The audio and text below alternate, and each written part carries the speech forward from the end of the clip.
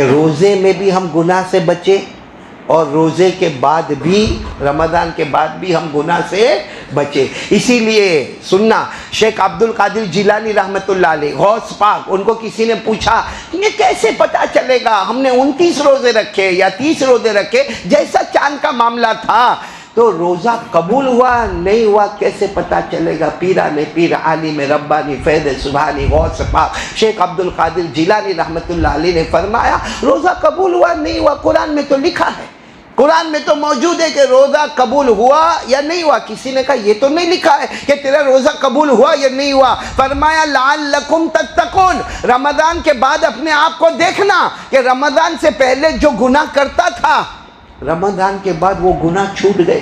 ارے بولو وہ گناہ، جیسے رمضان سے پہلے فجر کی نماز نہیں پڑھتا تھا، رمضان سے پہلے پورا وقت موبائل پر رہتا تھا، لیکن رمضان میں توبہ کر لیا اور موبائل میں ضروری کام پر آ گیا، غیر ضروری کام کو کیا کر دیا؟ چھوڑ دیا۔ رمضان سے پہلے قرآن نہیں پڑھتا تھا، رمضان میں قرآن پڑھنا شروع کیا۔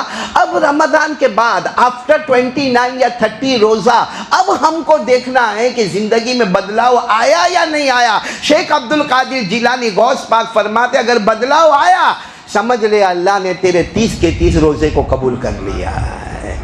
تو میرے پیاروں سب کریں گے؟ بولو کریں گے انشاءاللہ۔ تو سب سے پہلا کام جو اب میں آپ کے پاس آ رہا ہوں، روزے میں سب سے پہلا کام تقوی۔ تقوی کریں گے؟ بولو تقوی۔ اور تقوی میں کیا مل جائے گا ہم کو؟ موت کے وقت کلمہ ملے گا، اور ایمان بہت ضروری ہے۔ آپ کو معلوم ہے حضرت حمزہ، نام سنا؟ ہاں بولو نا۔ میں بتانا چاہتا ہوں کہ ایمان کیسی چیز ہے۔ حضرت حمزہ جو جناب نبی کریم صلی اللہ علیہ وسلم کے کون تھے؟ چچا۔ بلکہ جتنے قیامت تک شہید ہوں گے نا، سارے شہیدوں کے سردار کون؟ حضرت حمزہ رضی اللہ تعالیٰ عنہ، کیونکہ ہمارے نبی نے فرمایا سید الشہداء حمزہ، ہمارے نبی نے فرمایا پہلے شہید ہوئے بعد میں قیامت تک شہید ہوں گے، مگر سارے شہیدوں کا سردار اللہ نے میرے چچا کن کو بنایا؟ حضرت حمزہ رضی اللہ تعالیٰ عنہ کو۔ اچھا حضرت حمزہ نے اس وقت کی بات کر رہا ہوں جب ایمان قبول نہیں کیا تھا، ایمان میں آئے نہیں تھے۔ حضرت حمزہ تو کہیں شکار کو گئے تھے، وہ زمانے میں لوگ جنگل جاتے تھے، شکار کے واسطے جاتے تھے، اور یہاں معاملہ کیا ہوا؟ یہاں معاملہ یہ ہوا کہ ہمارے نبی کعبے کے پاس پہنچے صلی اللہ علیہ وسلم، اور ہمارے نبی نے کچھ تقریر کی، کچھ وعظ فرمایا، کچھ نصیحت فرمائی، لا الہ الا اللہ پر کچھ باتیں کہی۔ ابو جہل نے آ کر ہمارے نبی کو بہت گالیاں دی، بہت مارا، ابو جہل نے بہت مارا ہمارے آقا صلی اللہ علیہ وسلم کو، بہت گالیاں دی۔ حضرت حمزہ تو شکار کو گئے ہوئے تھے اور ایمان اسلام سے ان کا کوئی لین دین نہیں تھا۔ وہ تو حضرت حمزہ جب شکار کر کے واپس آ رہے تو کسی نے کہا او آپ کے بھتیجے کو بہت مارا گیا۔ کہا کون مارا میرے بھتیجے کو؟ کہا وہ بھتیجے نے وہاں کعبے کے پاس جا کر لا الہ الا اللہ کہا تو ابو جہل نے بہت مارا، اس کے دوستوں نے بھی مارا، بہت مارا۔ اب حضرت حمزہ جو ابھی ایمان والے نہیں ہیں، اسلام والے نہیں ہیں، وہیں سے اپنے گھوڑے کو موڑا، اور حضرت حمزہ کا بھی ایک رعب تھا، ایک دبدبہ تھا، ایک بہادری تھی، ایک جاں بازی حضرت حمزہ کے اندر تھی۔ سیدھا قبیلہ بنو مخزوم، بولو قبیلہ بنو مخزوم، جو ابو جہل کا محلہ تھا، وہاں گئے۔ ابو جہل وہیں بیٹھا تھا، دوستوں کے ساتھ بیٹھا تھا۔ حضرت حمزہ کے ہاتھ میں ایک لوہا تھا، حضرت حمزہ نے لے کر وہ لوہا ابو جہل کو جو مارا، ایسا مارا کہ اس کا سر پھٹا، لہو لہان ہوا، اور حضرت حمزہ کو قبیلہ بنو مخزوم میں دیکھ کر ابو جہل بھی گھبرایا، اور جتنے دوست تھے سب بھاگے، سب بھاگے۔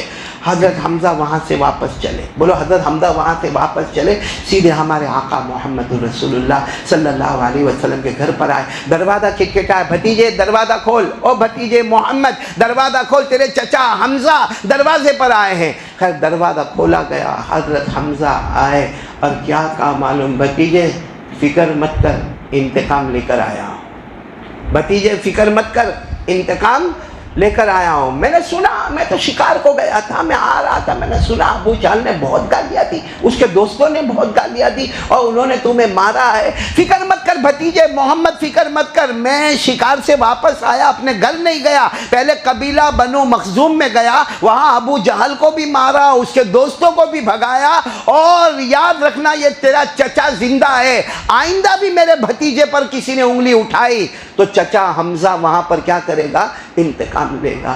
میرے دوستو, ہم ہوتے تو گلے لگ جاتے کہ نہیں لگ جاتے؟ ارے بولو نا.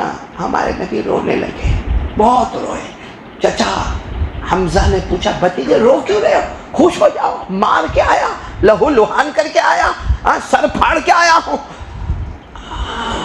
ہمارے نبی نے فرمایا مجھے کوئی خوشی نہیں, ابو جہل کو تم نے مارا, انتقام لیا, ریونج, مجھے کوئی خوشی نہیں. کہا بھتیجے تمہیں خوشی نہیں؟ خوشی تو اس وقت ہوگی چچا جب تم کلمہ پڑھ لو گے لا الہ الا اللہ محمد رسول اللہ. مجھے تم کسی کو مارو, میری طرف سے انتقام لو, میری طرف سے کسی کو گالی دو, مجھے خوشی نہیں.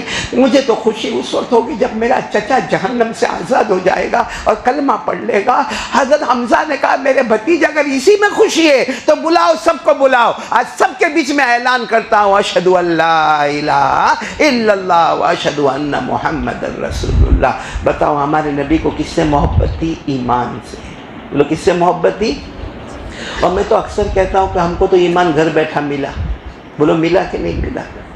میں کلمہ والا, کیونکہ میرا ابا کلمہ والا, کہ میرا دادا کلمہ والا, او اس کے اوپر سکر دادا وہ کلمہ والا, او ہمارا جو نسل چل رہا ہے وہ سب ایمان والے, لا الہ الا اللہ محمد رسول اللہ. تو ہم بھی پڑھ رہے لا الہ الا اللہ محمد رسول اللہ. یہ اللہ کا احسان ہے کہ بغیر مانگے, سب برابر توجہ دینا, بغیر مانگے اللہ نے ہم کو ایمان دیا ہے. ہم نے کسی نے ایمان مانگا تھا؟ ارے وہ چاہتا تو یہودی کے گھر پیدا کرتا, وہ چاہتا تو عیسائی کے گھر پیدا کرتا, ارے وہ چاہتا تو ہم کو جانور بناتا. اللہ کو کون روک سکتا تھا؟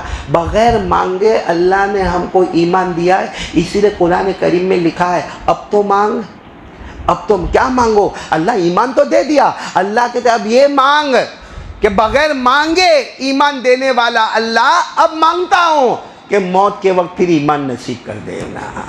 بولو موت کے وقت پھر ایمان نصیب کر دینا. یہ اللہ نے ہم کو حکم دیا ہے مانگ. اور کہاں حکم دیا ہے؟